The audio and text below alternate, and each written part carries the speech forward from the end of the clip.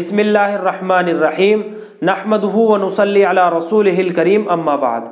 मेरे प्यारे भाइयों, तीन चीज़ें समझाना नबी के ज़िम्मे होता है: सही नीयत, सही अमल और सही तरतीब। आप सल्लल्लाहु अलैहि वसल्लम ने समझाया कि सही नीयत क्या है, सही तरतीब क्या है और सही अमल क्या है।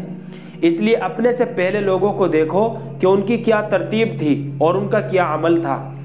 हज़रत इब्ने मसूद रज़ी अल्लाह ताला अन्हु अपने दो साथियों को ये रहबरी करते थे कि देखो, अगर तुम्हें कोई तरीक़ा इख्तियार करना हो तो अपने से पहले लोगों का तरीक़ा इख्तियार करना, यानी उन लोगों का तरीक़ा इख्तियार करो जो पहले गुजर चुके हैं। किसी एक जिंदा आदमी को देखकर उसके पीछे मत चलो, फ़इन्नल हय्य ला तुमनु फितना, इसलिए कि जिंदा आदमी का कोई भरोसा नहीं है कि वो कल किस फितने में पड़ेगा। आज कुछ बोया कल को कुछ बोएगा, उसका कोई भरोसा नहीं है। आज कुछ करे कल कुछ करे, हो सकता है कि उसकी राय बदल जाए। तो इसलिए उनको नहीं देखना है, बल्कि उन लोगों को देखना है जो पहले गुजर चुके हैं, उनका क्या तरीका है। तो मेरे दोस्तों, दीन में कामयाबी हासिल करने के लिए आदमी की नीयत पर दारोमदार है कि उसकी क्या नीयत है, किस नीयत से सुन रहा है, किस नीयत से बोल रहा है और किस नीयत से चल रहा है, या फिर कोई नीयत ही नहीं है। दोनों बातें हो सकती है कि नीयत नहीं और अमल हो रहा है। अगर नीयत ना हो और अमल हो तो उसको आदत कहते हैं कि अपनी आदत के मुताबिक अमल कर रहा है। ये सिर्फ आदत है, क्योंकि नीयत कुछ भी नहीं है। हाँ, अगर सुनता है, बोलता है और नीयत के साथ करता है तो फिर आदत नहीं बल्कि इबादत बनेगी। और ये बात भी ज़रूरी है, क्योंकि ये अल्लाह की तरफ से देखा जाएगा कि बंदों के दिलों के अंदर क्या है, क्या वो नीयत से खाली तो नहीं है। इसलिए अपने आप को पाबंद करना है और सही नीयत के साथ बैठना है और अल्लाह के दीन की नुसरत करनी है। नुसरत का दरवाज़ा अल्लाह तबारक व तआला ने खुला रखा है।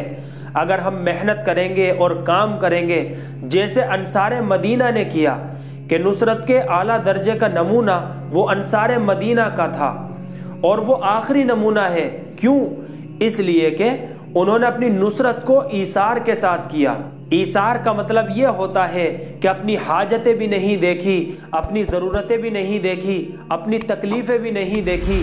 जो काम आया, जो अल्लाह की तरफ से तकाज़ा आया और जो जिम्मेदारी आई, बस उसी को देखा। इसको ईसार कहते हैं। अब ईसार के तीन दर्जे होते हैं, एक इंसाफ का, एक एहसान का और एक ईसार का। इंसाफ का दर्जा तो ये है कि जो चीज़ अपने लिए पसंद करे वही दूसरों के लिए भी पसंद करे, और जो चीज़ अपने लिए नापसंद हो वही चीज़ दूसरों के लिए भी नापसंद हो। यानी एक पल्ले में अपने आप को रखो और दूसरे पल्ले में दूसरों को रखो, ताकि बराबरी का मामला हो, हक तलफी ना हो, जुल्म ज़ियादती ना हो। एक दर्जा तो ये है इंसाफ का कि इंसाफ करो, और हुजूर अकरम सल्लल्लाहु अलैहि वसल्लम को इसका हुक्म दिया गया था, उमिरतु लिअअदिला बैनकुम, कि मुझे हुक्म है कि तुम्हारे अंदर रहकर मैं इंसाफ करूं। तो इंसाफ से रहना बहुत ही ज़्यादा ज़रूरी है ताकि किसी का हक ना मरे। ताउन के लिए, मदद के लिए ये इंसाफ का दर्जा है और ये वाजिब है। इससे ऊपर का दर्जा एहसान का है कि अपने ईमान से, अपनी जान से, अपने माल से और अपनी सलाहियत से दूसरों को फ़ायदा पहुँचाओ। दीनी फ़ायदा भी हो और दुनियावी फ़ायदा भी हो। अगर कोई नुकसान करे तो भी एहसान करो, अगर किसी ने कोई नुकसान भी किया है तो भी एहसान करो। ये अखलाक कहलाते हैं। अगर किसी ने नुकसान किया है, किसी ने गाली दी है तो भी एहसान करो। ये नबियों वाला तरीक़ा है कि ईज़ाओं पर सब्र करना और अपने तरफ से एहसान करना। हज़रत शुएब अलैहिस्सलातु वस्सलाम अपनी कौम से कहते थे, वलनस्बिरन्न अला मा आज़ैतुमूना, कि हम तुम्हारी ईज़ाओं पर ज़रूर सब्र करेंगे और तुम्हें राह रास्त भी दिखावेंगे। इसे कहते हैं एहसान। ये एहसान का दर्जा है कि मेरी जान से, मेरे माल से, मेरी सलाहियत से और मेरी फ़िक्र से दूसरों का फ़ायदा हो जाए। दीनी फ़ायदा भी हो और दुनियावी फ़ायदा भी हो, वक्ती फ़ायदा भी हो और दवामी फ़ायदा भी हो। वक्ती फ़ायदा ये है कि कोई भाई परेशान हाल है तो उसकी परेशानी को ख़त्म करे। और तीसरा दर्जा ईसार का होता है। ईसार का मतलब ये है कि अपना नुकसान बर्दाश्त करके, اپنی تکلیف برداشت کر کے دوسروں کو فائدہ پہنچانا، خود بھوکا رہ کر دوسروں کو کھانا کھلانا، خود پیاسا رہ کر دوسروں کو پانی پلانا، خود تنگی میں رہ کر دوسروں کی مدد کرنا رسول اکرم صلی اللہ علیہ وسلم کی زندگی میں ایثار تھا، اپنوں کے لیے بھی اور دوسروں کے لیے بھی۔ اور وہی سنت انصار مدینہ نے نصرت کے لیے اختیار کی، ایثار والی صفت کے ساتھ نصرت کی کہ ہمارے دین میں دین کی نصرت ہے، کیونکہ نصرت کا دروازہ کھلا ہوا ہے اور ہجرت کا دروازہ بند ہو گیا ہے۔ تو میرے بھائیوں، دین کے لیے مددگار بننا یہ بڑا کام ہے، اپنے دین کے لیے مددگار بننا یہ اللہ نے اپنے بندوں پر ذمہ داری ڈالی ہے۔ یا ایھا الذین آمنوا کونوا انصار اللہ، اے ایمان والو تم سارے کے سارے اللہ کے دین کے مددگار ہو۔ تو دین کی مدد کرنا یہ ہمارا کام ہے تاکہ دین پر کوئی آنچ نہ آوے اور دین کا کوئی نقصان نہ ہو اور دین آگے بڑھتا رہے۔ تو نصرت سے دین کو حیات ملتی ہے، نصرت کی بڑی اہمیت ہے۔ نصرت والی بات تو ہمارے ذہنوں سے ہی نکل گئی، عبادت بھی ہے، خدمت بھی ہے، لیکن نصرت نہیں ہے۔ دین کی محنت کی جتنی بھی باتیں ہیں وہ سب نصرت کے دائرے میں آتی ہے، چاہے مدرسہ ہو، تبلیغ ہو، چاہے دین کا کوئی دوسرا کام ہو، وہ سب نصرت کے دائرے میں آتے ہیں۔ تو نصرت کی بڑی اہمیت ہے۔ حضور اکرم صلی اللہ علیہ وسلم نے ارشاد فرمایا، اگر ہجرت کا مسئلہ نہ ہوتا تو میں بھی انصار ہی ہوتا، یعنی دین کے کاموں میں مددگار بننا جیسے انصار مدینہ ہے۔ تو نصرت کی بہت بڑی اہمیت ہے۔ آج نصرت کا مضمون اجنبی سا ہو گیا ہے، حالانکہ نصرت دین بہت بڑی اہمیت رکھتی ہے۔ اور نصرت کی مثال ایسی ہوتی ہے کہ جیسے بنجر زمین کو پانی دینا، کہ زمین بنجر پڑی ہے، سوکھا پن آ گیا ہے، اس کے اوپر پانی پڑا، اوپر سے پانی برسایا اور اس زمین کے اندر پانی پہنچا تو وہ زمین آباد ہوگی، کام کی بنے گی۔ ایسے ہی نصرت کا معاملہ ہے۔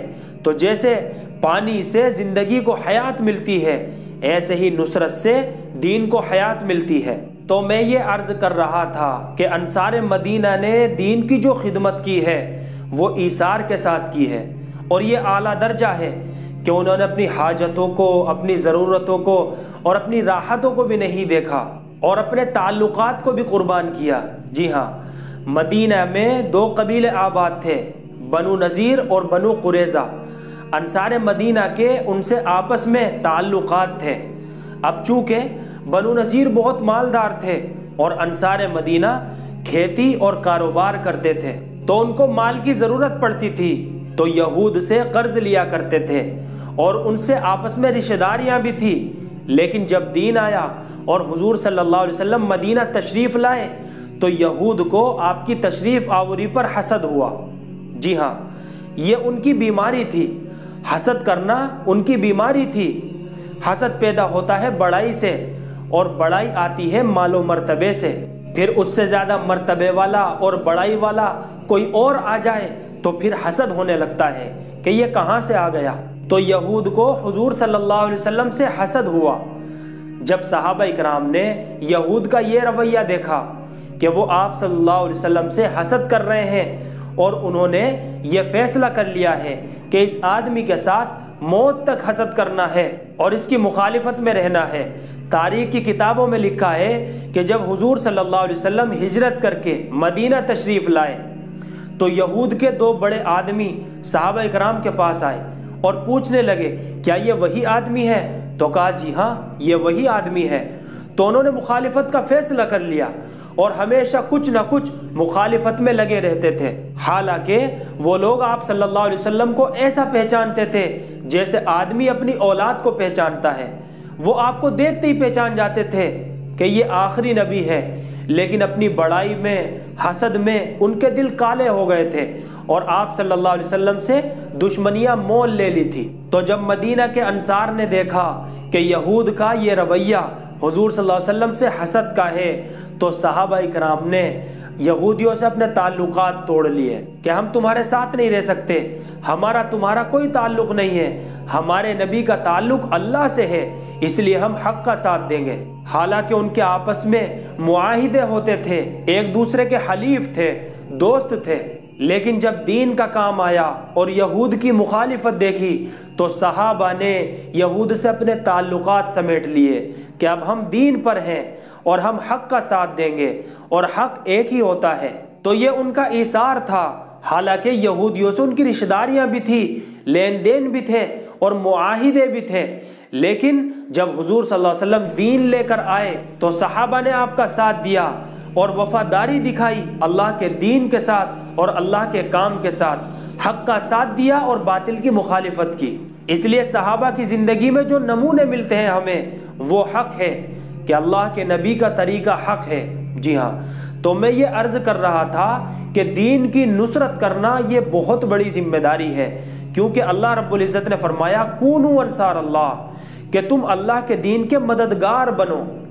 اگر تم اللہ کے دین کے مددگار بنو گے تو پھر اللہ تمہارا مددگار بنے گا۔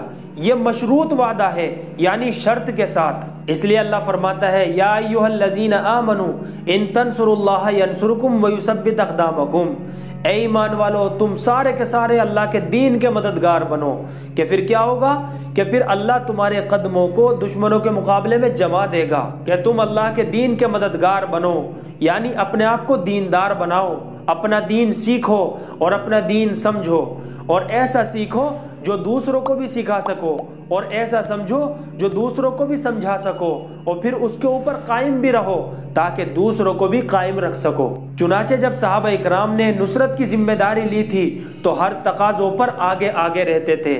اللہ کے راستے میں آنا جانا تو ہوتا ہی رہتا تھا، یہ تو عام چیز تھی۔ اس کے علاوہ ہر تقاضوں پر گھرے ہوئے رہتے تھے کہ خدمت بھی کرتے ہیں، کھلاتے پلاتے بھی ہیں اور مالی مدد بھی کرتے ہیں، اور پھر اس کے لیے ہمیشہ تیار بھی رہتے تھے۔ ایسا جذبہ تھا صحابہ اکرام کے اندر۔ تو محترم ناظرین، ابھی بات مکمل نہیں ہوئی ہے، لیکن آج کی بات کو میں یہیں پر ختم کرتا ہوں۔ اس سے آگے کی بات انشاءاللہ اگلی ویڈیو میں ہوگی۔ تب تک کے لیے اللہ سے دعا ہے کہ اللہ ہمیں صحابہ کی سیرت اپنانے کی توفیق عطا فرمائے۔ فقط والسلام۔